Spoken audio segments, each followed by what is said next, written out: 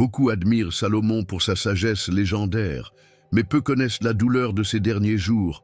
Comment l'homme qui avait reçu plus de lumière que quiconque a-t-il pu finir dans l'ombre? Il bâtit un temple pour Dieu, écrivit des paroles immortelles, gouverna avec justice, et pourtant son cœur se perdit. Cette histoire n'est pas seulement la sienne, elle est aussi la nôtre. Car qui d'entre nous n'a pas commencé un chemin avec ferveur, pour ensuite se laisser séduire par des compromis? Qui n'a pas senti cette fatigue intérieure, ce glissement imperceptible loin de Dieu? Le récit de Salomon est une alarme, mais aussi une espérance. Il nous rappelle que la richesse, le pouvoir et les plaisirs ne suffisent pas à combler l'âme, et il révèle un secret spirituel. La véritable sagesse n'est pas de commencer fort, mais de rester fidèle jusqu'au bout. Aujourd'hui, nous allons marcher dans les pas de ce roi, de son ascension glorieuse à sa chute douloureuse. Et peut-être, dans le miroir de son histoire, tu reconnaîtras tes propres combats, tes propres choix. Car si Salomon est tombé, c'est pour que toi, tu sois averti et relevé. Salomon n'était pas seulement le fils d'un roi, il était l'héritier d'une promesse ancienne. Choisi dès le sein de sa mère Bathsheba, il portait sur ses épaules l'espérance d'Israël. Pourtant, à son accession au trône, il n'était pas encore cet homme d'une sagesse inégalée. C'était un jeune roi conscient de son incapacité, humble devant la grandeur de la mission. Et c'est précisément dans cette humilité que Dieu trouva un cœur disposé. Dans une nuit silencieuse, à Gabaon, Salomon fit un rêve qui allait sceller son destin. Dieu lui apparut et lui dit « Demande ce que tu veux que je t'accorde. » Et combien de rois auraient réclamé vengeance, gloire ou richesse? Mais lui demanda seulement la sagesse pour discerner le bien du mal, pour gouverner un peuple aussi nombreux que les étoiles. Sa requête révélait déjà la profondeur de son âme. Ce choix bouleversa l'histoire. Dieu fut tellement touché par sa demande qu'il lui accorda non seulement la sagesse, mais aussi ce qu'il n'avait pas demandé, richesse et honneur. C'est là un principe éternel. Quand l'homme cherche d'abord la lumière de Dieu, les autres bénédictions viennent comme un fleuve. Jésus le redira plus tard, « Cherchez d'abord le royaume de Dieu et sa justice, et tout le reste vous sera donné. » Appliqué à notre quotidien, ce récit nous rappelle que la prière n'est pas un coffre magique où l'on dépose nos désirs égoïstes. Elle est un lieu d'alignement avec la volonté divine. Qui de nous n'a pas supplié pour obtenir un emploi, une guérison, une victoire? Mais l'histoire de Salomon nous apprend qu'il y a un chemin plus élevé. Demander le discernement pour marcher droit. Et ce discernement ouvre des portes qu'aucune ambition ne peut forcer. Regardez autour de vous, combien de familles se sont effondrées non par manque d'argent, mais par absence de sagesse. Combien d'héritages se sont perdus parce que l'on n'a pas su choisir entre l'orgueil et l'humilité. Salomon nous tend un miroir. La véritable grandeur ne réside pas dans ce que nous possédons, mais dans la clarté avec laquelle nous voyons et jugeons. Voilà la vraie richesse. Il est frappant de constater que Dieu s'adressa à Salomon dans un rêve. Comme si, dans le silence du sommeil, l'âme était plus réceptive à la voix divine. Peut-être que cela t'est déjà arrivé. Un songe étrange, une parole mystérieuse, une impression persistante. La Bible regorge de ces récits où Dieu parle la nuit, quand les défenses tombent et que le cœur s'ouvre. Et si tes propres rêves étaient aussi des réponses déguisées? Ainsi commença le règne du roi le plus sage. Une histoire née dans la simplicité d'une prière désintéressée, dans l'intimité d'une rencontre nocturne avec le Créateur. Mais ce n'était que le commencement, car cette sagesse accordée par Dieu allait bientôt s'illuminer dans des jugements qui marqueraient les générations, élevant le nom de Salomon au-delà des frontières d'Israël. Le premier éclat de la sagesse de Salomon apparut dans une affaire qui semblait impossible à résoudre. 2 femmes, 2 mères, un seul enfant vivant et un autre mort. Comment discerner la vérité dans une situation où chaque parole semblait sincère? Le roi demanda une épée et prononça un jugement qui glaça la salle.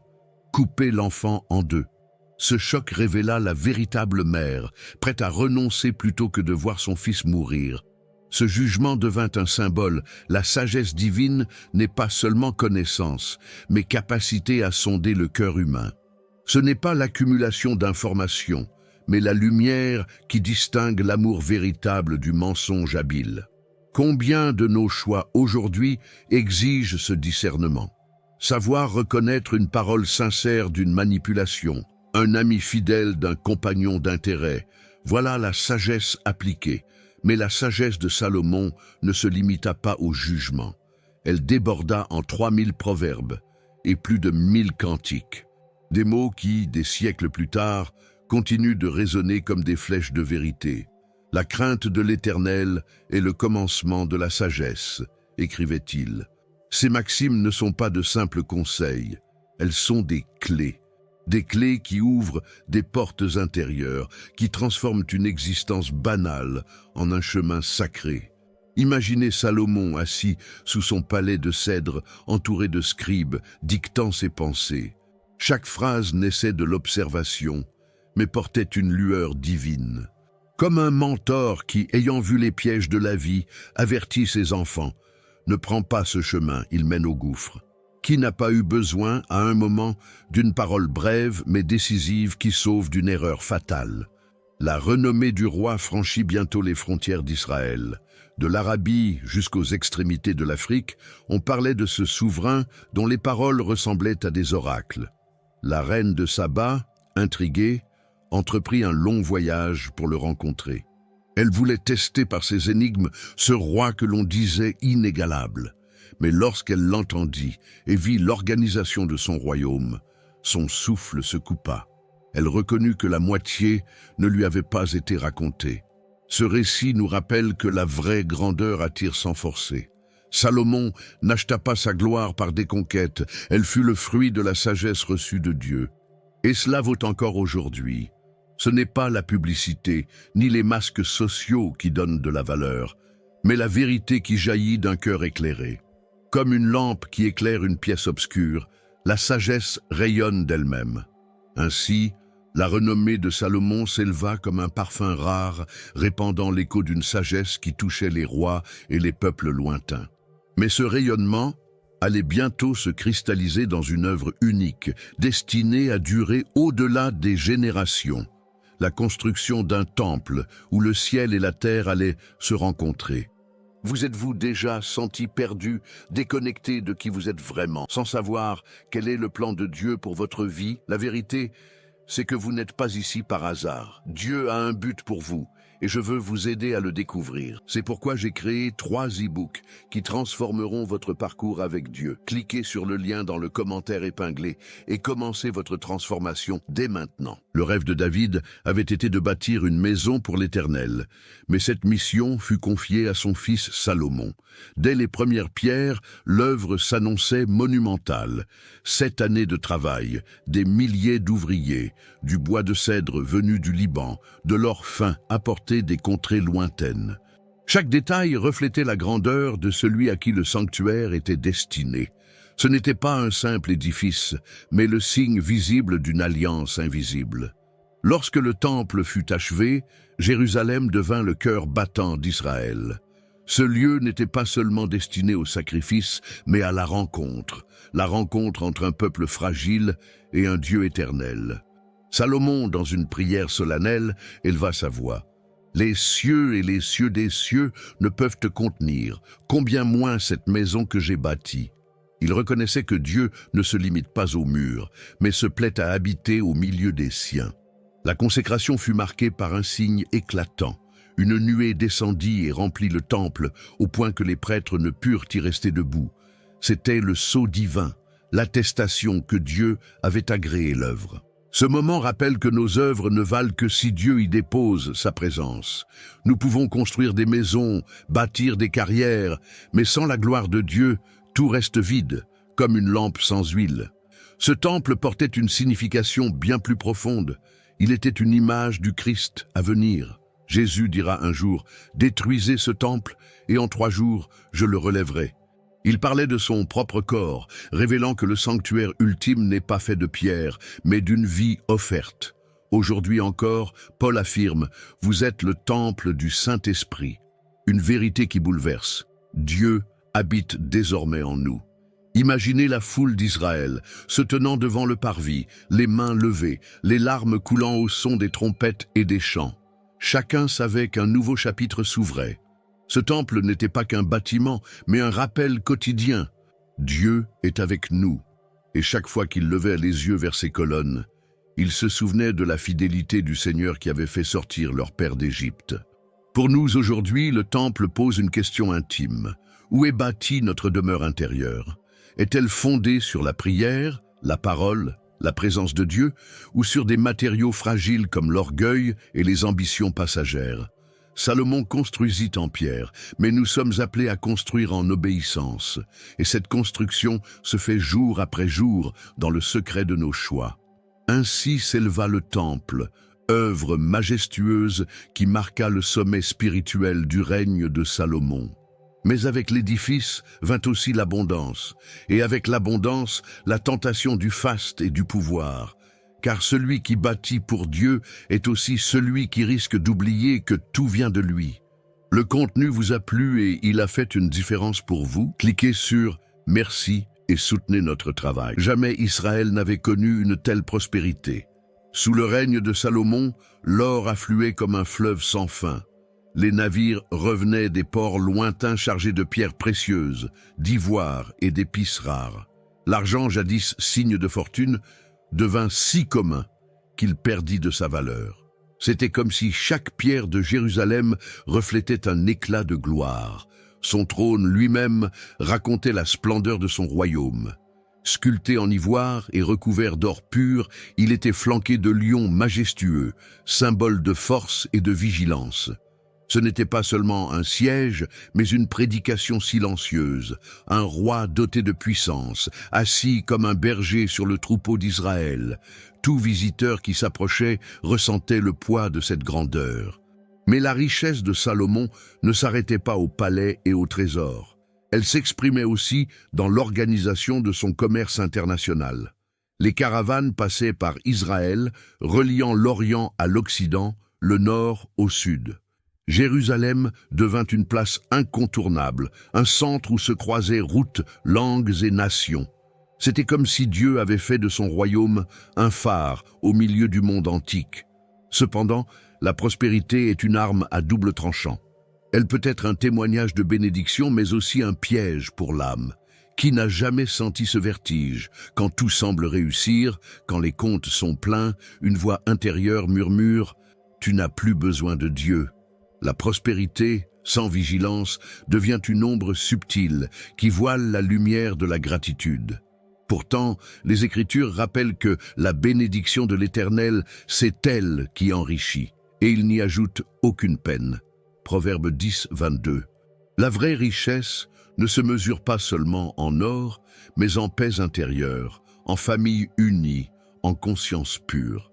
Salomon possédait tout ce que les hommes désirent, mais son plus grand défi allait être de garder son cœur attaché à celui qui lui avait tout donné. Cette abondance parle aussi à notre époque. Beaucoup rêvent de réussite matérielle, croyant y trouver sécurité et sens. Mais combien découvrent que malgré la maison, la voiture, le statut, une angoisse demeure? Le vide intérieur ne se comble pas avec des trésors visibles. Le témoignage de Salomon nous avertit, sans un cœur tourné vers Dieu, même les palais d'or sonnent creux comme des tombeaux blanchis. Ainsi, au sommet de sa gloire, Salomon semblait intouchable, maître d'un royaume sans égal. Mais la lumière la plus éclatante attire souvent les ombres les plus sombres. Car derrière l'or étincelant, une faille s'ouvrait déjà dans son âme, et c'est par cette fissure que l'idolâtrie allait bientôt s'infiltrer. Là où l'or brillait le plus, l'ombre commença à s'installer. Salomon, l'homme qui avait bâti un temple pour l'Éternel, ouvrit aussi ses portes à des dieux étrangers. Ses alliances politiques prirent la forme de mariages nombreux, 700 épouses, 300 concubines. Ce qui paraissait être un signe de puissance devint une chaîne invisible qui l'éloignait peu à peu du cœur de Dieu. La loi était claire. Tu ne contracteras pas d'alliance avec les nations, de peur qu'elles ne t'entraînent à suivre leur Dieu. Deutéronome 7, 3, 4. Mais Salomon, malgré toute sa sagesse, négligea cette parole. Les autels de l'Éternel furent bientôt accompagnés d'autels païens élevés sur les collines. Encens et sacrifices étrangers montaient dans l'air de Jérusalem, mêlant prière et idolâtrie comme un parfum corrompu. Ce n'était pas une chute brutale, mais progressive. Chaque compromis, chaque cession de terrain spirituel grignotait son âme. Ainsi tombent aussi beaucoup aujourd'hui, non par un rejet direct de Dieu, mais par de petites concessions répétées. Un pas vers la facilité, une tolérance au péché, une justification subtile, jusqu'à ce que le cœur se refroidisse et que la voix de Dieu ne soit plus qu'un murmure lointain. L'homme le plus sage du monde se fit insensé à cause de ses passions. Quelle ironie douloureuse! Ses décisions privées devinrent une plaie publique, car le roi n'est jamais seul dans sa chute. Tout un peuple est entraîné derrière lui. Comme un père de famille qui abandonne sa maison, comme un guide qui s'égare dans la nuit, Salomon fit chanceler Israël. Cette histoire est un miroir pour nos vies modernes. Combien de familles brisées parce qu'on a laissé entrer une idole invisible, argent, pouvoir, addiction, distraction. Le cœur qui s'attache à plusieurs maîtres finit toujours par trahir le vrai. Jésus l'a dit, « Nul ne peut servir 2 maîtres. Vous ne pouvez servir Dieu et Mammon. » Matthieu 6, 24. Salomon l'apprit à ses dépens. Il est frappant de voir que la chute de Salomon n'est pas décrite en termes de guerre ou de défaite militaire, mais de cœur détourné. L'ennemi n'avait pas besoin de soldats. Il utilisa ses passions. C'est ainsi que l'adversaire agit encore aujourd'hui. Il ne cherche pas d'abord à nous détruire extérieurement, mais à corrompre doucement notre fidélité intérieure. Ainsi, l'histoire de Salomon nous montre que la grandeur sans vigilance mène au désastre. La sagesse sans obéissance devient une illusion. Et dans le silence de son palais rempli d'idoles, le roi qui avait commencé en suppliant pour la lumière sombra dans une obscurité qu'il ne pouvait plus ignorer. Mais Dieu, fidèle à son alliance avec David, ne resta pas indifférent. Le jugement allait tomber. La patience de Dieu est grande, mais elle n'est jamais synonyme d'indifférence. Face à l'idolâtrie de Salomon, l'Éternel parla clairement. « Parce que ton cœur s'est détourné, je déchirerai le royaume loin de toi. » Ces paroles résonnèrent comme une épée. Le roi qui avait bâti un temple pour l'unique Dieu entendait désormais la sentence d'un trône qui lui échapperait. Pourtant, au milieu de cette annonce sévère, une nuance de grâce demeurait. Dieu se souvenait de son alliance avec David. Il ne détruirait pas tout, mais il diviserait. Le royaume ne serait pas arraché du vivant de Salomon, mais sous le règne de son fils. Ainsi, même dans la colère, la miséricorde brillait encore. Une génération avait le temps de revenir sur ses pas. Ce jugement n'était pas une vengeance, mais une conséquence. L'infidélité spirituelle ouvre toujours la porte à la fragmentation. Ce qui est uni sous la bénédiction de Dieu se brise lorsqu'on l'abandonne. C'est vrai pour un royaume, mais aussi pour un foyer, une entreprise, une vie personnelle. Là où Dieu n'est plus le centre, la division s'installe comme une fissure invisible. Et cette fissure se manifesta rapidement. Des adversaires surgirent de toutes parts, des ennemis que Dieu lui-même suscita pour rappeler au roi sa fragilité. Hadad l'Édomite, raison de Damas, puis Jéroboam, un simple serviteur destiné à régner sur 10 tribus. L'homme qui avait été honoré au-dessus de tous voyait désormais des rivaux surgir comme des épines dans sa gloire. Il y a ici une leçon dure, mais salutaire. Quand nous refusons d'écouter la voix de Dieu dans le temps de la prospérité, nous entendons sa voix dans le temps du jugement. Mieux vaut un avertissement pris au sérieux dans le calme que des secousses qui brisent tout ce que nous avons bâti. La chute de Salomon rappelle que la désobéissance coûte toujours plus cher que l'obéissance. Et pourtant, malgré tout, Dieu n'effaça pas son nom du livre de l'Alliance. Salomon restait fils de David, héritier d'une promesse plus grande que lui. La lignée messianique passerait encore par ses descendants. Comme une lampe qui continue de briller dans la nuit, le plan de Dieu ne s'éteignit pas à cause de l'échec d'un homme. Mais pour Salomon, le poids était lourd. Voir son royaume promis à la division, sentir la main de Dieu se retirer de sa gloire, c'était comme entendre l'écho d'une trompette d'avertissement. Et dans ce silence amer, il commença à méditer sur la futilité de ses richesses et sur le vide laissé par ses idoles. À la fin de sa vie, le roi qui avait goûté à tout, gloire, richesse, plaisir, sagesse, prit la plume pour écrire des paroles qui traversent les siècles. Dans l'Ecclésiaste, son cri résonne « Vanité des vanités, tout est vanité ». Derrière ces mots se cache un homme désabusé, qui regarde son royaume et comprend que tout ce qui n'est pas enraciné en Dieu se dissout comme poussière au vent. Salomon n'écrit pas comme un théoricien, mais comme un témoin. Il a connu les banquets somptueux, les chants des concubines, les trésors entassés dans ses palais. Et pourtant, il confesse que tout cela n'a pas comblé le vide de son cœur. Qui, en lisant ces lignes, ne se reconnaît pas parfois? Nous courons derrière des projets, des objets, des succès. Et au bout, nous découvrons un goût amer. Mais au milieu de ces lamentations, une vérité plus solide surgit. Salomon conclut « Crains Dieu et observe ses commandements, car c'est là le devoir de tout homme. » Cette phrase est un phare. Elle rappelle que la sagesse véritable n'est pas une accumulation de savoir, mais une obéissance humble. C'est la seule chose qui subsiste quand tout s'efface. Ces paroles sont d'autant plus puissantes qu'elles sortent de la bouche de l'homme le plus sage de l'histoire, comme si Dieu avait voulu que celui qui avait exploré toutes les routes revienne dire « J'ai tout essayé et j'ai trouvé qu'il n'y a qu'un seul chemin ». C'est la voix d'un vieillard brisé, mais aussi d'un prophète qui nous avertit. Dans la vie moderne, ces lignes résonnent comme un miroir. Que reste-t-il de nos heures passées sur les écrans, de nos efforts à impressionner les autres, de nos inquiétudes pour l'avenir? Tout cela se consume. Mais ce qui demeure, c'est la fidélité dans le secret, la prière d'un cœur sincère, les actes faits par amour. Voilà ce qui a du poids éternel. Salomon, au soir de sa vie, nous tend donc une clé. Tout est vide sans Dieu, mais tout prend sens avec lui. Ses écrits, loin d'être un désespoir, sont une boussole. Ils nous rappellent que la vie n'a de valeur que si elle est vécue à la lumière de l'éternité. Il ne s'agit pas de fuir le monde, mais de l'habiter avec un regard tourné vers le ciel.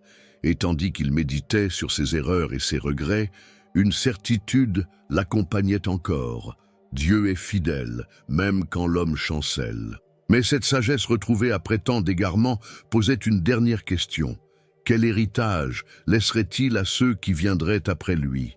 Salomon avait commencé son règne dans la lumière d'une promesse et l'avait terminé dans l'ombre de ses regrets. Ce contraste est saisissant. L'homme le plus sage du monde n'a pas échappé à la tentation. Mais c'est précisément dans ce paradoxe que réside la force de son héritage. Car son histoire nous enseigne qu'aucune sagesse humaine ne remplace la fidélité à Dieu. Il fut honoré comme roi, admiré comme sage, envié comme riche. Pourtant, au soir de sa vie, il avoue que tout est vanité sans Dieu. Quelle leçon pour nous qui vivons à l'ère de l'accumulation. Nos réussites, nos projets, nos titres peuvent impressionner, mais ils se fanent comme des fleurs coupées. Seule la racine plantée dans la parole résiste au passage du temps. La grande leçon de Salomon est simple mais exigeante. Rester fidèle jusqu'au dernier souffle. Ce n'est pas la force du départ qui compte, mais la constance de l'arrivée. Combien d'hommes et de femmes commencent leur marche avec ferveur, mais s'épuisent dans le confort ou s'égarent dans les séductions du monde. L'histoire de Salomon nous avertit, la fidélité est une course de longue haleine. Et pourtant, malgré ses fautes, Dieu ne l'effaça pas de son plan. Sa lignée continua. Et de ses descendants naquit celui qui est plus grand que Salomon, Jésus-Christ. Ainsi, même les erreurs d'un roi peuvent être utilisées par Dieu pour accomplir une œuvre de salut. Quelle espérance pour nous! Même nos failles peuvent devenir des pierres sur lesquelles Dieu bâtit son dessein. Salomon est donc une figure à la fois glorieuse et tragique. Sa vie est un poème inachevé, une symphonie brisée qui pourtant laisse une note d'espérance. En le contemplant, nous apprenons que la vraie grandeur ne consiste pas à accumuler des richesses, mais à se tenir humblement devant Dieu, jour après jour, jusqu'au bout. Et si la grande leçon de son héritage était aussi une invitation personnelle? Toi qui lis ces lignes, peut-être as-tu commencé fort puis faibli en route. Peut-être t'es-tu égaré dans tes propres idoles modernes.